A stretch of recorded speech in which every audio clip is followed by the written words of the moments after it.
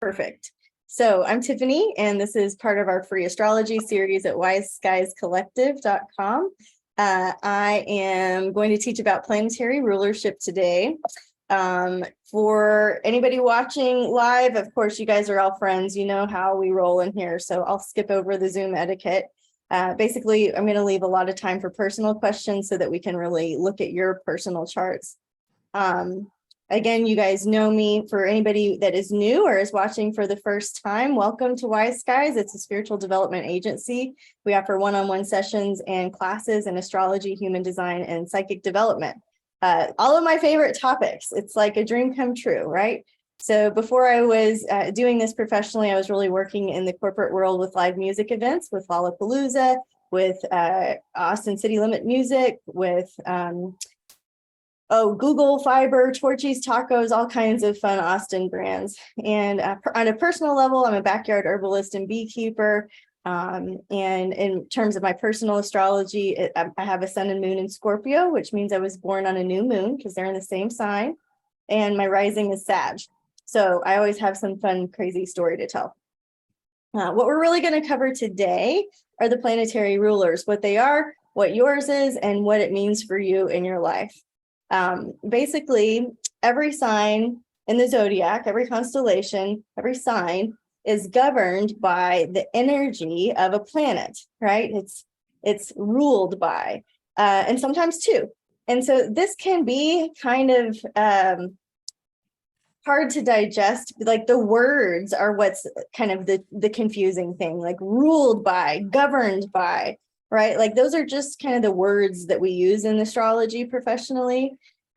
So I'm just letting some more folks in. So I want us to kind of move past the words ruled by and governed by and realize that just each sign is energized by or illuminated by the energy that a planet resembles. Does that make sense so far? Pretty easy. We all got that here, right? I'm just gonna make sure I get all the head nods there. Okay, great. This is just a typical chart, right? Aries all the way through Pisces. Your ascendant is over here on the left side. In this chart, Aries is the ascendant. Okay, so this chart is ruled by the planetary ruler is whatever planet rules Aries, and that's Mars. Okay. So this is a great screenshot if you want to take it because I put all the glyphs on it. Basically, each sign is ruled by a certain planet, and we're going to go through all 12 of them. Do I do that next? Yeah. So here's my chart for an example. My ascendant is way over here on the left. You can see it's Sagittarius. It's in 5 degrees of Sag. So my rising sign, same thing, same language as my ascendant, is Sag rising. So I'm going to look to Jupiter because Jupiter rules Sag. And so that's what we're going to start to pair together today. So I'm going to repeat myself a lot. This is for the benefit of people that are baby beginners. Thanks for your patience, advanced guys. So my ascendant is on the left. Sagittarius is my rising sign. Jupiter is my ruling planet for my chart. So where's Jupiter in my chart? That's what I want to get curious about. And that's where I want you to go into your next level of things, right? So that's easy. You can figure out that Jupiter rules Saturn, Jupiter rules my chart. That's interesting. But where is Jupiter in my chart? You can see that my Jupiter right here, this is the glyph for Jupiter, is in my 10th house, which is a house that represents our career, our profession, our public facing version of ourselves. And so Jupiter was in Libra at the time of my birth. So that gives us another piece of information. So my planetary ruler is in my 10th house. So my career is going to be a big part of my life. And it's going to be a big career, right? Because it's got Jupiter in there. And so all of the things that are Jupiter oriented, naturally and organically have been a part of my life over the course of my life before I even met astrology. So a danger zone you can get into is being like, oh, I better obey the lessons of Jupiter. I better do something big. I'm not doing something big. So now I'm afraid that I'm missing out on my life. And you can really start to get crazy about it. But if I look at my life over the course of the last 42 years, the things of Jupiter, right? I rode horses most of my life. Jupiter rules horses. I published all of these cookbooks, which is how I met Anne in the library. I have a huge array of interesting cookbooks, right? And so it's super fun, but Jupiter rules publishing, right? Jupiter rules foreign language and foreign travel. And my cookbooks took me on a kind of magic Airstream carpet ride around the country, around the world. And so I was visiting foreign places in order to take down recipes or learn yoga or do other Jupiterian things, right? Went to Peru, I went to India, I went to the BVIs. I needed to see the world as part of my experience. It's very true for me.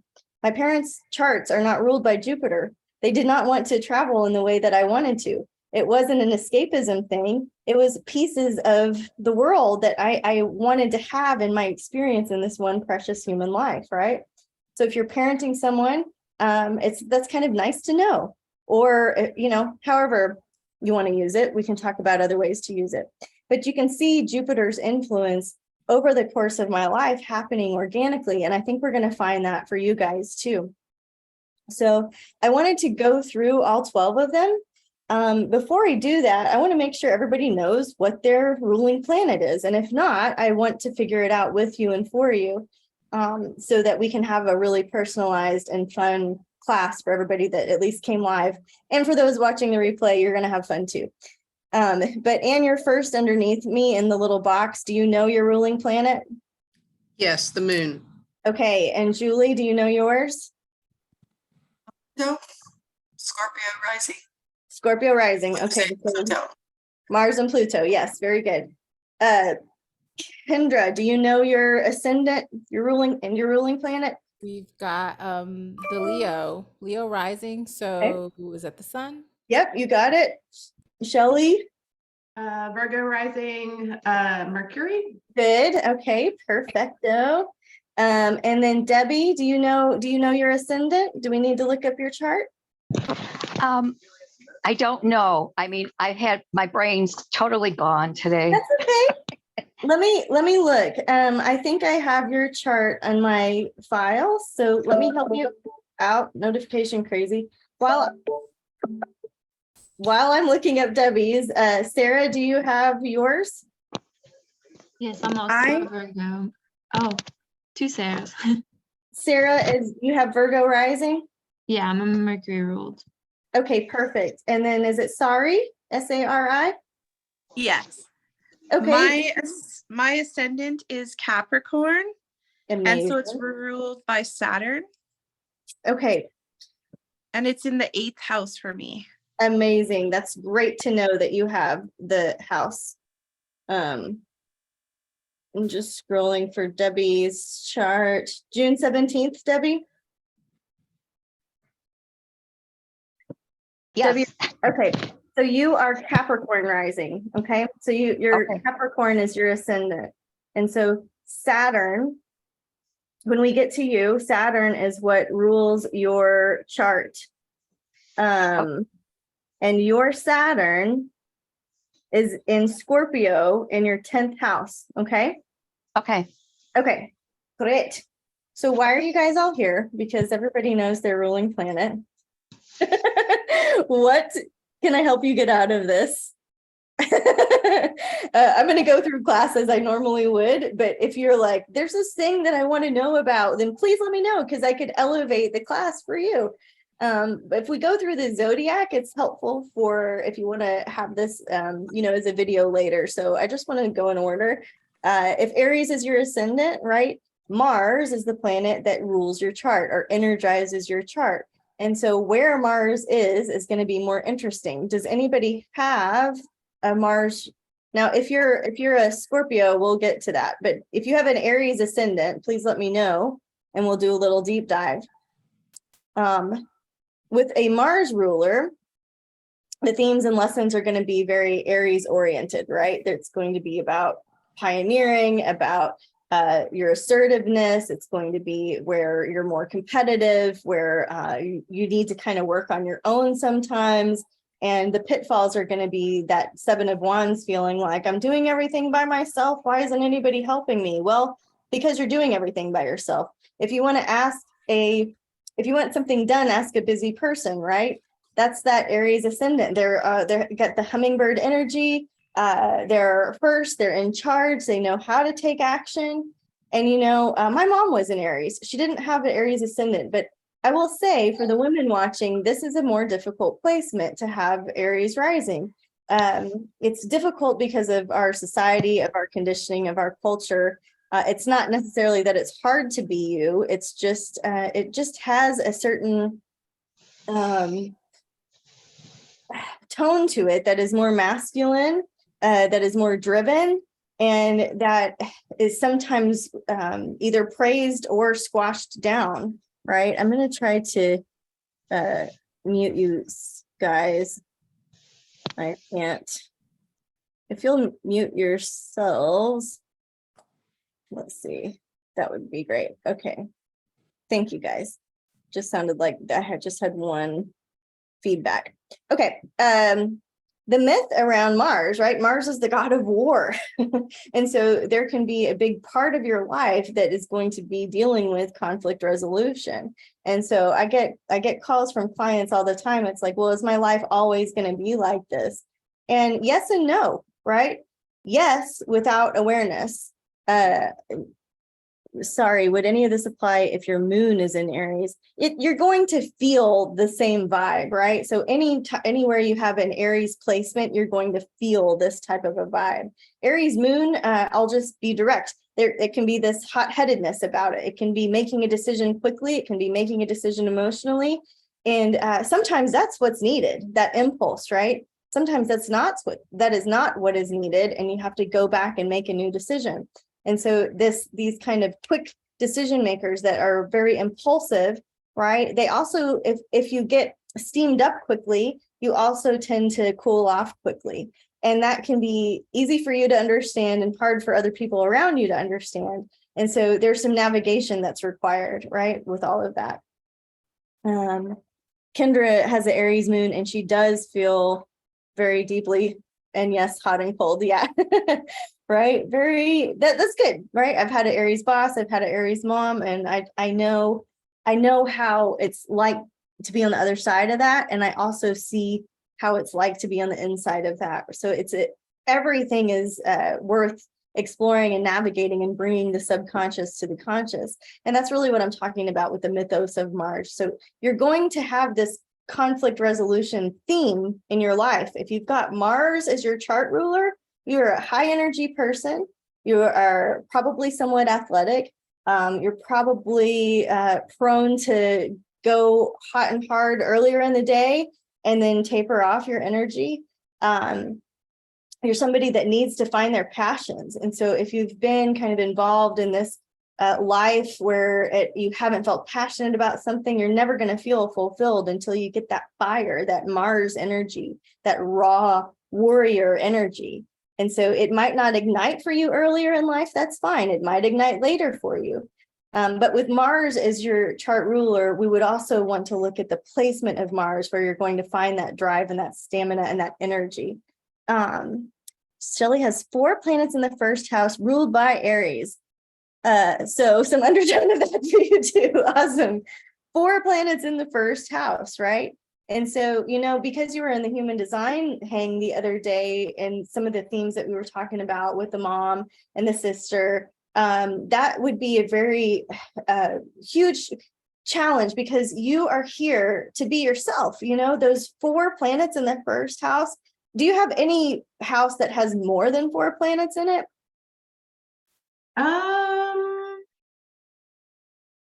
Nope. Yeah. So this is like your heaviest, strongest house. And so to squash a little person's heaviest, strongest house, that has a lot to do with your whole identity, right? It's like not okay to be who you are forever, because we're going to be this way. Now, again, because of the human design hang, I know that it wasn't incorrect for them to be the way they were, but because of this dynamic, right? You have had to go through a lot of personal healing to find yourself, to find your identity, to find that because of how it was handled in your life. But yeah, so the 4 planets in the first house ruled by Aries, you know, that's a big one. And so in what is your rising is Virgo though? So what are your planets? So I have let's see. So I have Mercury.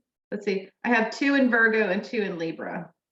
2 in Virgo. So those are ruled by Mercury. So I have Mercury in Libra, first house, Venus in Virgo, first house, Jupiter, the second house, Uranus, first house in Libra, Pluto, first house in Virgo.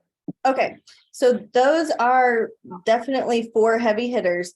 Just for a little language tweak, they're not ruled by Aries. Those planets are those are their own rulership. Right, I'm thinking like the house. The house, yes, The house yes. was, yes, it's ruled by Aries. So I guess I feel like it's about the me part. Yeah, and it is, and you're correct that the house, like organically, is an Aries thing, but your first house is ruled by Virgo. Yeah. Right. Okay. So I just didn't want to confuse anybody. Yeah. But you are correct, and that is an advanced way to think about it. So I love it. I love it because it's highly intellectual and juicy. Let's move into Taurus. So if Taurus is your ascendant, Venus is going to rule your chart. Does anybody have a Taurus ascendant? We didn't chat, we just said it out loud. So Taurus, this is a juicy one, right? So if Venus rules your chart, there's got to be some element of art in your life, some element of beauty and luxury. And so you can see all the themes and the lessons and the mythos that I wrote there about the goddess of love. If you are in the psychic world, if you are in the counseling world, you're going to have Venusian themes come at you all the time because that's what people want to know the most. What's going on with my love life? What's going on with my money life? And then subsequently people get into health, but usually they're paying the counselors and the psychics to help with issues of Venus. And the other thing I want to say, if Venus rules your chart, you know, you have the unique experience to walk the beauty way. There are cultures that believe that beauty is a 5th element or 6th element, depending on what your belief system is. So you can have earth element, fire element, water element, right? Air element, and beauty as an element, as something that illuminates, you know? And that is an incredible thing. And I feel very closely aligned to that mentality because when I go outside, and I have 4 planets in Libra, so I do have a feeling of Venusian leadership in my chart. But I love, one of my favorite things to do is just look outside and everything's beautiful. You know, every natural thing, I'm like, oh my God, that plant, that cactus, that squirrel, that, like I can find beauty. And once I see it, it has that feeling, that essence that illuminates, you know, and you get to smile with your eyes, right? So a Venus ruled chart is a really beautiful, interesting chart. And ascendant is Cancer. Okay, good. Thanks for popping that in there. And so I was mentioning like art is going to be a big thing for you, beauty, aesthetics, and also just getting to receive the support of the earth, right? Taurus is that earthy, Mother Earth supportive energy. So to me, this is a very fortunate one. It doesn't come without its own difficult lessons and challenges, but it's one of the more fortunate ones, from my opinion. Okay, Gemini. If Gemini is your ascendant, Mercury rules your chart. The themes and lessons here are going to be similar to the themes and lessons in Virgo, of course. And so with Gemini rising, wherever Gemini is in your chart, you need to be divided. You need to do 2 things, right? That can be tricky if it's in your first house of your identity. So we want to know where Mercury is specifically. If anybody is Gemini rising, please stop me so we can find it. But if you've got Gemini, right, if you've got Gemini splitting your personality, right, who you are, you can come across as 2 different people. And you need to do that. You need to have the day mask and the night mask. You need to have the work mask and the family mask. You need to have that division going on inside of your personality. There are many ways that could express, right? You could have like your normal life and then your pen name, and secretly at night you're writing something that's super juicy and different, right? There's two personalities shining through you, and you're learning the lessons of Mercury, how to communicate, how to talk, how to share information, exchange ideas, how to come at learning from different angles. Okay. I also put in there that Mercury is the messenger of the gods, right? And this is kind of heavy duty business. The messenger of the gods, right? From heaven to earth, from earth to heaven, right? This is the old Greek mythology. And in the mythos, of course, Mercury rules beekeeping and bees, because bees were also the messengers of the gods. You guys know that's a hobby of mine, a passion of mine. So if wherever you have Mercury in your chart, I love it because it's like you're a wordsmith. I can tell you that you are here to exchange ideas and information. That's part of your process. It's part of your purpose. But also, those ideas and information can go beyond realms. So you would be a really great, what's it called? I want to say spirit writer, and that's not it. Automatic write. You would be great at automatic writing. You would be great at sharing information between this world and the next. You might be a great beekeeper. I don't know. So if Mercury rules your chart, you have a witty, intellectual lifestyle that is calling you. Okay. Now, finally, our first one, right? Anne. I think we get our first live one. So I know that Anne's moon rules her chart, and that Cancer is your ascendant. And so let's see, I think you told us in the chat which house. Yeah, you did. Ruled by moon, which is in Capricorn in her 7th house. Do you see how we have 3 layers of information here? So you could stop at just the moon's your chart ruler. You're going to have emotional experiences. You're going to be a Queen of Cups in this lifetime. You're going to understand the illusion and the mystery of the emotional wave. We could stop there, and that would be great. You know, she would know that she's kind of a moon goddess in this lifetime. But if we move the moon into Capricorn, which is a chillier place to be, and if we move the moon in Capricorn into the 7th house of relationships, we get another flavor, another text, another taste about what this rulership means. And so for right, 7th house relationships, if you're thinking about your whole chart ruler is there, right? A big point of her life is to have deep and emotional connections with close people that she loves a lot, come and go like the moon, right? These are going to be, she's given the yeah, fortunately, unfortunately, right? The mystery of relationship. And the moon and Cancer are both governed with the water element, right? And so you're going to have high tides and low tides throughout your life. And the human mind wants to fix all of those highs and lows. When it's low, it wants to fix it. When it's high, it wants to fix it. It's always trying to navigate. And so she has a life here where she's learning about the pulse and the rhythm of the water coming and going, and the emotional connection coming and going. And with it in Capricorn, that is a tricky placement, right? The moon in Capricorn is great for being able to see things critically. And as long as you can do that externally without hurting people's feelings, that's fine. But when you start to look at things critically of yourself, right, that's where you can hurt your own heart. And so we want to, anybody with a moon in Capricorn or a moon in Virgo, again, brilliant eye, like please come over and fix all of my little knickknacks and things. You've got the eye for it. However, if you're going to turn that inward to yourself, that's where it's detrimental, and we don't want to do that. We want to use the critical eye in the best possible light, in the best possible way. Yes, Shelley, moon in Capricorn. And Shelley, you're a beautiful and talented artist, and you have a great eye, and you're an ophthalmologist. You know what I mean?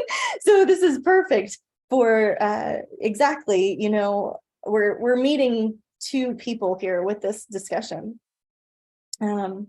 So do you have any feedback on that, Anne, just to help others learn? And Yeah. no? Yeah, I've had a lot of very deep relationships that then leave. I mean, that, have, and it is a big up and down. And one of the things from human design that I learned was, and I forget the term, but I have a phoenix rising in something anyway. She said, I have a tendency that when it does get really low, I rise from the ashes and go on. Mhm. But yeah, I mean, that's everything you said describes my life. It really does. And does it give you a peace about it?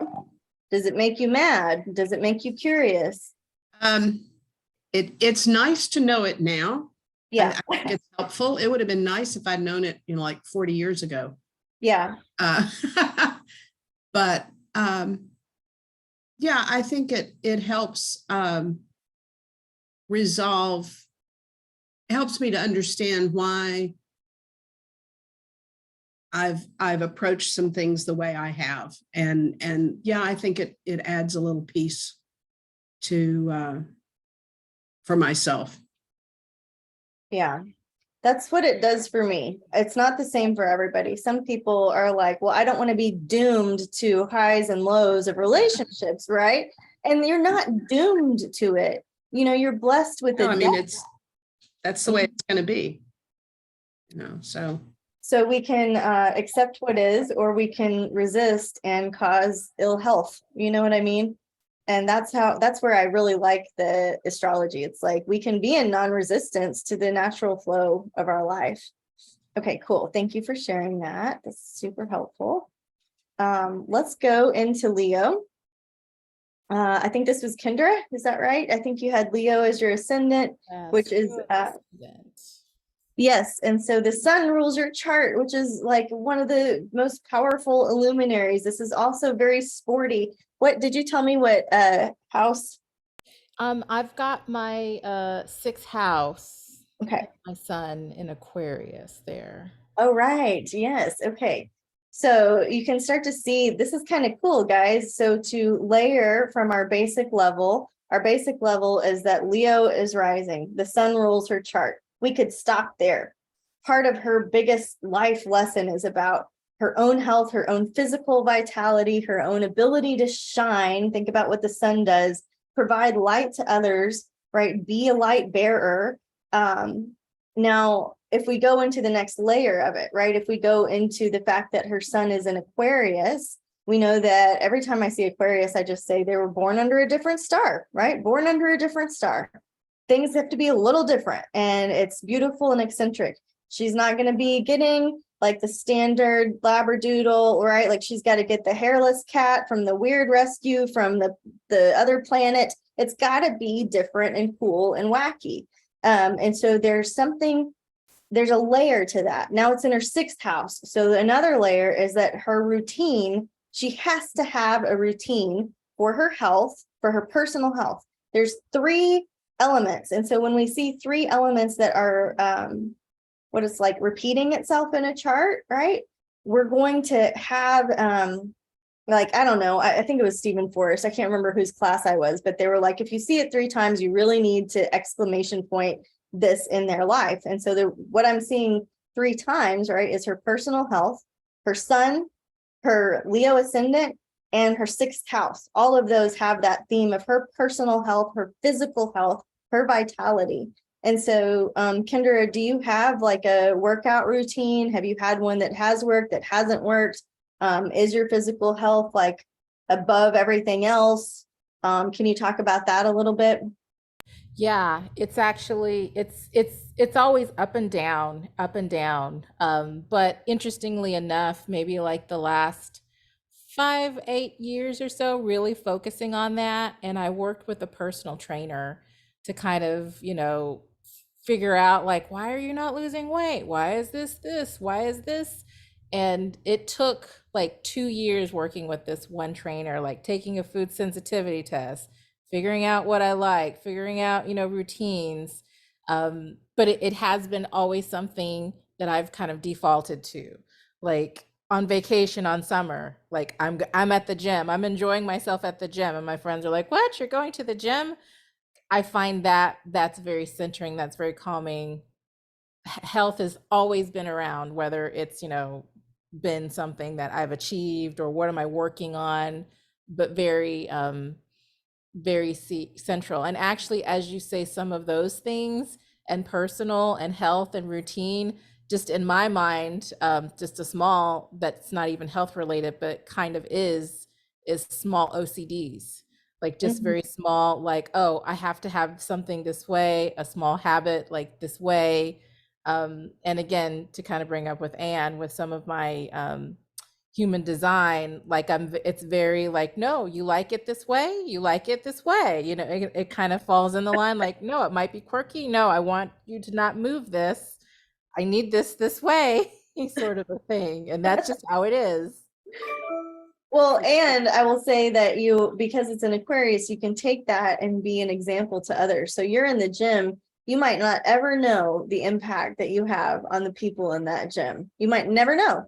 They're never going to come up to you and be like, girl, I just like went so much harder than I thought I was going to because you were inspiring me. Or they're never going to like knock on your door and say, will you be my personal trainer? You're the badass.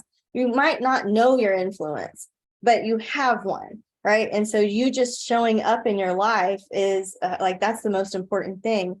And anytime your world is not going well, it's because you're not feeding your sun. And so feeding that planetary ruler for you is about your physical health and vitality. So breath work, right?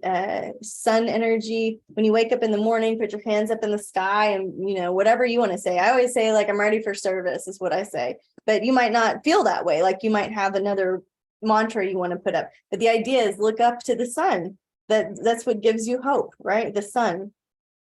Okay. And also, just another tidbit to add in, that's another aspect the last year or so of doing a little bit more of the yoga and like the sun salutations, and kind of like with that Aries moon, like there's a lot of sun and moon things going on, and some of the yoga kind of gets the zen and the breath work, and being that that's central to me, embracing kind of focusing things around my health, and the yoga kind of fits into a lot of those things. So always learn something new. Yeah, right. And oh, the other thing that's cool about that combo that she has, guys, what do you know about Leo and Aquarius? You guys know this. Okay, tell me, Shelley. Yeah. They're fixed signs. Yay! Superstar. Okay. So you're next. So you've got a Virgo ascendant. Mercury rules your chart, right? We've talked about this before. And so this idea of being of the messenger of the gods, being a channel, sometimes just like I was talking about with Kendra, you might not ever know the impact that you have on other people, the words you have. You have sent me some beautiful cards, and you will never know how they came at the perfect time, in the perfect way, with the perfect tone. I'll cry, but your words have a huge impact. And it's not necessarily that you have to be the next best-selling author. You might be, but there's an influence in your chart that is beyond human, that for all of us, all of our planetary rulers. For Anne, it's the moon. For Kendra, it's the sun. For Shelley, it's Mercury so far, right? And so there's a powerful information exchange that happens between you.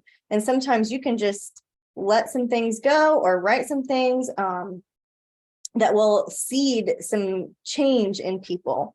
That it doesn't matter whether you know the effect or not. You will know the effect, when you go through your afterlife review. You'll feel all of that love that you sent out there. So keep doing it. But okay, where is your Mercury? It's in the first house in Libra. In the first house in all Libra. Okay, so even more potent when it's in the first house, right? So we kind of discussed that already. So Mercury in Libra, big theme on fairness, big theme on partnerships, big theme. Maybe there are many partnerships that you want to have in this life. Maybe you're only attracted to people that are smart, that can hang with you, that have that intellectual thing. If they Definitely. aren't, right? I mean, if they aren't smart and creative and get all the jokes and stuff, like you just don't even have time for that.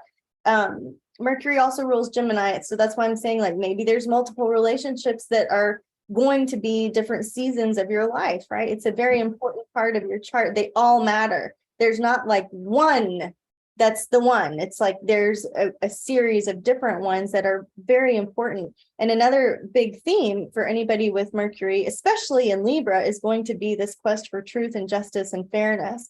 And I know that that's important to you. You know, I know that that's part of it too. I want to keep moving because I'm on a tight time rope. Libra, if Libra is your ascendant, lucky you. Libra and Taurus rule ascendant people. Usually they're very beautiful.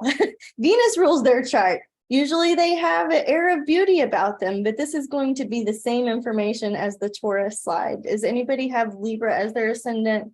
You know, Venus is your chart ruler. Where Venus is in your chart gives you more information, right? It gives you that extra juice. So if Venus, your chart ruler, is in your first house versus your ninth house, there's a different vibe. There's a different story to tell. Okay. Scorpio ascendant people, also very interesting. I usually, if I guess your sun sign, this is one that I can get wrong. If you have a Scorpio ascendant, I'm going to guess that you're Scorpio because there's a magnetism, there's a vibe about it. I'm a Scorpio. I think I can sniff them all out, right? So Julie, okay, you're Scorpio rising. So where is your Mars and Pluto?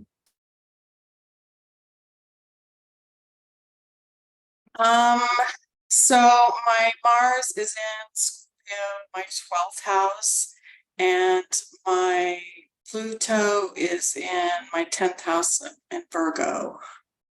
10th. Okay, so are you a serial killer? No, I'm kidding. That's awful. I do use that joke frequently. It's not just you. So Mars is in her 12th house, right? Yes. In Scorpio. In Scorpio with Scorpio rising, yes. Ouch, right? And then Yeah. we've got Pluto in the 10th house in what? Virgo. Virgo. Okay. So Pluto and Virgo, right?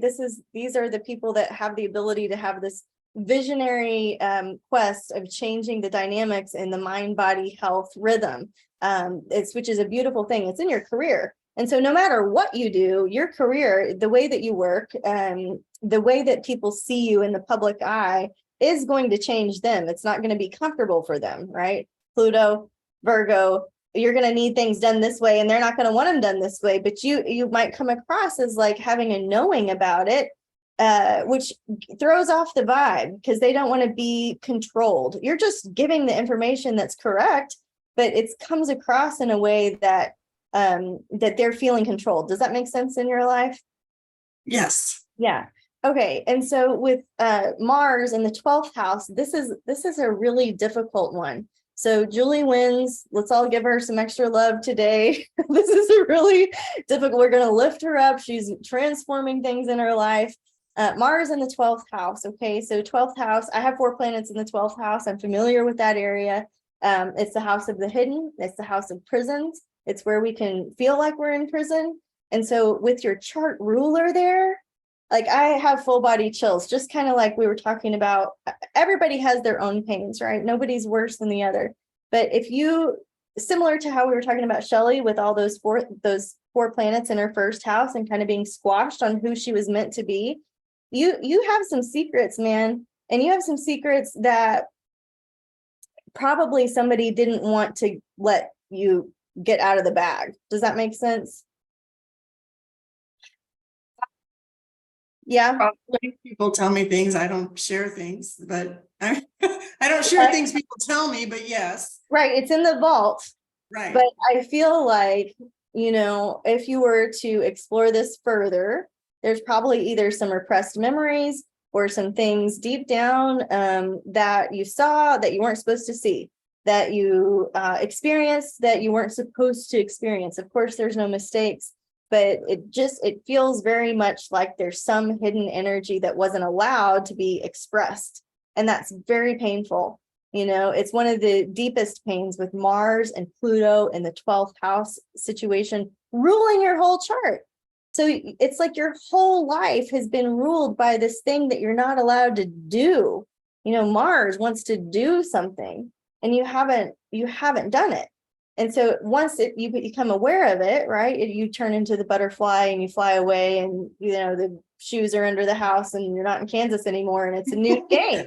I'm not in Kansas anymore. I just moved from there. Yeah. I love it when spirit jokes like that. That's so helpful. Thank you. So the house that her Mars and Pluto in gives her extra insight. Well, we know the 10th house and we know the 12th house, and the 12th house is very much behind the scenes energy. There are, if you guys think about ways that secrets can be beneficial, right? If you're doing work with intelligence, if you're doing work with law enforcement, if you're doing work with people in abuse, if you're doing work with people that have a story that really doesn't need to be out in the public eye, that's powerful work. That's what I do, right? Like, I work with everybody's pain and suffering, you know what I mean? And so we need for you to do that in a way that is not harming to the self and doesn't suppress the self. And so, you know, you are absolutely going to face a lot of conflict resolution opportunities, and they're going to get better and cleaner the more you practice them with awareness. Is this useful? Yes, it Okay. actually just triggered something for me, something you just said. So yeah. Trigger good? Trigger good. I was trying to think of a place for service, and one of the things I kept coming back to was like a woman's shelter, like a battered woman's shelter. Mm-hmm. And something you just said, thought, well, maybe that's why I keep coming back to that is, you know, secrets and helping someone else, you know, that has With their secrets, right? And Yeah. their abuse and their difficult patterns of power, of being controlled, especially by Mars, by men, especially by Pluto, people in power that won't let you talk, right? So helping give voice to something and then changing it, transmuting it, you know, so giving, if you go, look, I got chill bumps, so I think you should go do that. But giving them the tools to totally transform it, get it out of their heart, out of their head, out of their throat, out of their brain onto a piece of paper at night, you know, don't let them read it again. In the morning, they can burn it and flush it and go into the water, use all of the elements, give them real tools to transform, right? Scorpio rising, Mars and Pluto need to burn it, get it out. And so physical activity would also be useful. Okay, thank you for that. That was a beautiful share. If we go into Sag rising, that's Tiffany style, and Jupiter rules your chart. And so I mentioned some of my life already where that shows up. Kind of fun to see that the full name of Jupiter is Jupiter Optimus Maximus, and I'm definitely going to start using that in the future. Of course, he was the Roman king of all the gods, the chief protector of the ancient Rome, right? The sky god. He carried around the thunderbolt, right? Jupiter. Jupiter expands. And so lots of times when part of my life, because Jupiter rules my chart in my 10th house, I expand things for people. I help widen horizons. I help people think about things differently. Jupiter is a guru. Doesn't mean that I need a guru status. It means that I'm going to work with the best of the best. If you guys know me, I work with the very best teachers I can find. I go overseas. I exhaust my resources with, you know, it's not like I just got a box of bees. I had to go take lessons from the president of the blah, blah, blah, blah, blah, and do the master beekeeping program, right? I don't just teach at my own company. I go try to get the best certification from the people that I feel are the best in the industry. So this Jupiter idea of helping people expand their horizons is an honor. It's a blessing. It's fun. People with Sag rising with Jupiter in their chart, they're looking for the truth always. Sag has a built-in bullshit detector, right? They know. And my dad would say, you can't bullshit a bullshitter. And he would also say there's no step too tall for a stepper, right? And so this is kind of the Jupiter work. It's like there's this sniffing out of what's real. And that can help you if you have a Sag rising friend. They're really going to kind of know what's going on. It's not the intuition side. It's the sniffing out what's not real side, right? So there's a difference between intuition and psychic work in that. But there's kind of a Midas touch for the people in their life. Capricorn rising, you've got Saturn. So we haven't discussed Saturn yet. The class we went to yesterday, thank you, Shelley. I saw your face, and I know Cassie, maybe you're to watch the replay, but we talked about Saturn a lot yesterday. Saturn is the Lord of karma. Saturn, it helps us see what we are afraid of. And Sari has Capricorn rising, and she's got Saturn in her 8th house in Virgo. So Sari, Capricorn rising, let's see, Saturn in her 8th house. So does anybody want to deconstruct this with me, or do you want me to keep going on my roll? Anybody want to practice? Feel free. This is a great time. So what I'm going to say is, again, we could start building blocks beginners. Capricorns are ascendant. Saturn rules your chart. The Lord of karma, the old god of agriculture. The timing has to be right, right? Like we planted all this stuff and it was great and then it hailed. Well, we didn't check in with our Saturn times, right? It's got to be about the timing. And so timing has edges, right? Sorry. And so there's this idea of learning boundaries, over and over again in your life. That can come in many forms. That could be the military granddad that's like, if you're not early or late.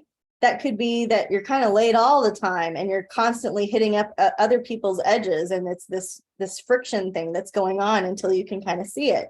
But this idea of lines and structure is so beautiful. Without structure, we have nothing.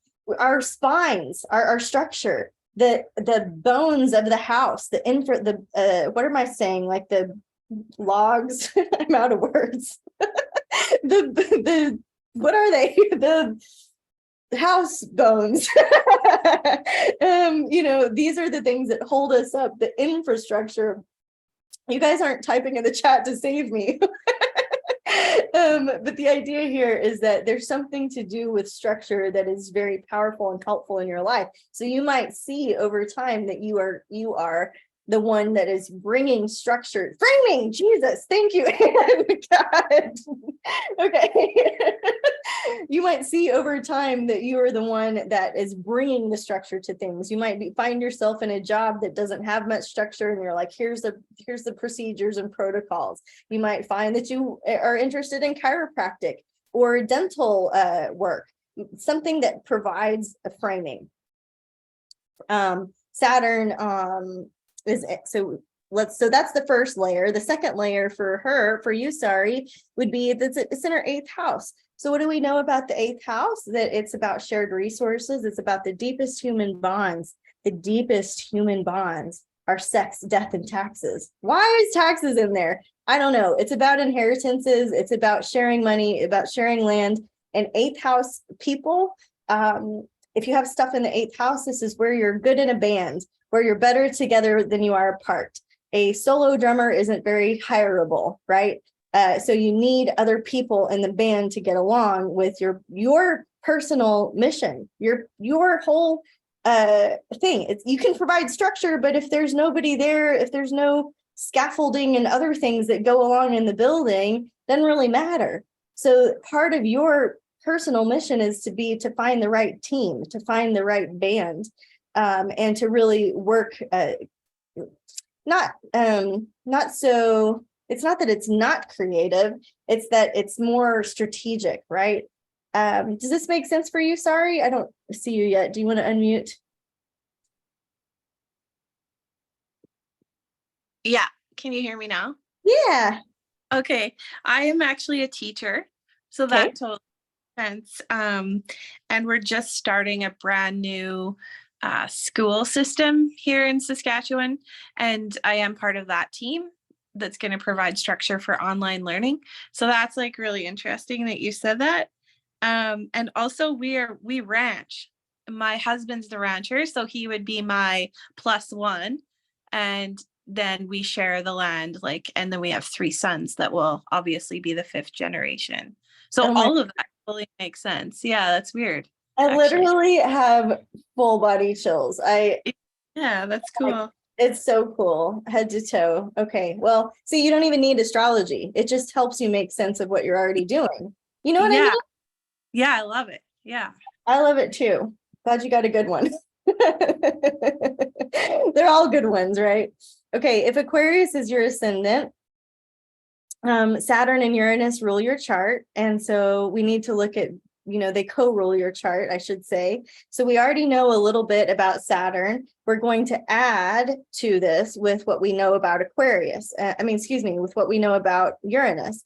And so Uranus is the inventor, the Einstein, the quirky idea, lightning bolt from the sky. What did I write about Uranus? The primordial god of the sky. Yeah. So we need to add a little quirk to things when it comes to having an Aquarius rising, because both Saturn and Uranus will co-rule your chart. So do we have anybody with Aquarius rising? Okay, Shelley's sun is Aquarius rising, Uranus and Aquarius in the 12th. Very unique, transgender and artist. Thank you for sharing that, because I know that it's not always like something that people want to share. And I really appreciate that you said this, because this is such a great example. So we're using Shelley's sun as the example. So Aquarius rising, got to do it different, got to be different, got to be part of the collective, right? And so whatever's going on in the collective is what's correct, especially to express for a person with Aquarius rising. So Uranus in their Aquarius, right? They were definitely born under a different star, uncontrollable, unconventional, no rules will ever apply. No control, no amount of law matters, right? And so this idea of the frequency of the artist coming through that is perfect, for that life. And so I have, again, now this time chill bumps on the right leg. What's up with that? Right really leg chill bumps. It's really nice to hear that and to actually like map that out just now. And I'm like, oh, of course. Oh, and now I have a happy child who's transgender and who's just living that life, living who he is and putting it out there and being quirky and, lives in Chicago. And I'm like, oh, now I'm happy, understanding that that's what he's supposed to be doing. That's part of and he's doing it. And so that brings happiness, like a relief to himself. And to you, you know what I mean? And to me, to be like, okay, that's just how you're wired. It's just great. How you're wired. It's mechanics. It's not personal. It has nothing to do with your motherhood or any of it, right? It's so beautiful. You are not alone in our community. You're not the only mom in this situation, and it's so great to talk about that. So thank you for bringing that up. Okay, I'm going to get to Pisces. And if Pisces is your ascendant, you've got two Z's. You've got Jupiter and Neptune. Some astrologers only talk about Jupiter. Some astrologers only talk about Neptune. There are many ways we can talk about this. So I'm not the end all be all. I'm just sharing in the tradition and the lineage in which I learned. So Pisces, if you're going to pick one, I would pick the heavier one, which would be Neptune. Neptune dissolves. Neptune is the god of the sea, right? The waters and the seas. And so if you think about that, again, there's an element of things dissolving. And I like Neptune because you're always dissolving in order to evolve, but it's a slow burn. It's a long, slow process. It's the sea coming up and crashing your sandcastle and taking it back. And you want your sandcastle, you know what I mean? But it's gone now. So what you going to do? You're going to rebuild and the sea is going to come back. And you're going to keep rebuilding until you realize that the sea is never going to stop taking it away. Then you're going to back up and do it a little closer to the house. You're going to start to learn the lessons of loss, right? Doesn't mean grief necessarily. A lot of times it does. But with Pisces as your ascendant, you're also learning about charity without overgiving. You're learning about compassion, and you're learning how to be a drop of water in the whole ocean, how to have your own boundaries, but also be part of something bigger and greater. You're the end of the zodiac. You're the last little chunk there, right? And so it gives you, of course, extra insight if we know where Jupiter and Neptune are in your chart. So people that have a co-ruled house, they get a little double pulse. They get a double energy. And It's not, if you're going to use one over the other, I would be of the line of thinking to use the heavier one. So with Julie, you would use Pluto in your 10th house, right? But you might just experiment with it and see what feels more correct for you this season. It might change next season. I'm going to stop. Oh, I'm going to click through. So anybody that's new, I want to make sure that you know that we have a weekly newsletter. I send it out on Fridays. I usually give tips in astrology, human design, and psychic development. We do have a really cool Facebook group. It's super supportive. I'm so proud of our community. You can ask questions, share stuff about metaphysical things, share your readings. Look, I drew this card. What do you think? Or, hey, I'm feeling the moon vibes this way. Please come join the discussion with us.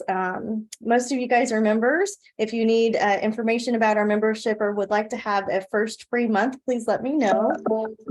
That's my notification for my next thing. These are the upcoming classes. And so we've got Maggie is teaching soul colors next. She's a friend of mine, a colleague of mine, and a psychic medium in Malibu. She's really interesting. She's going to do some readings for us at Wise Skies.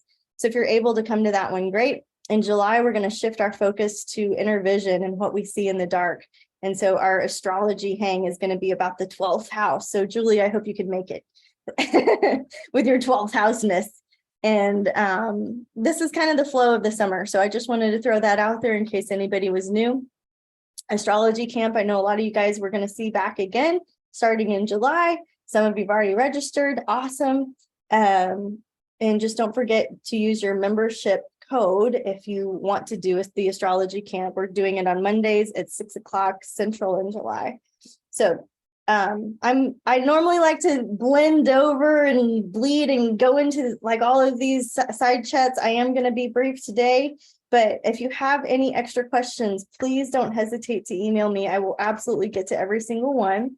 Thank you for making my day so much better than it was before now. The craziest day. I love your faces and your energy and so much. I'm just going to send blessings to all of you guys.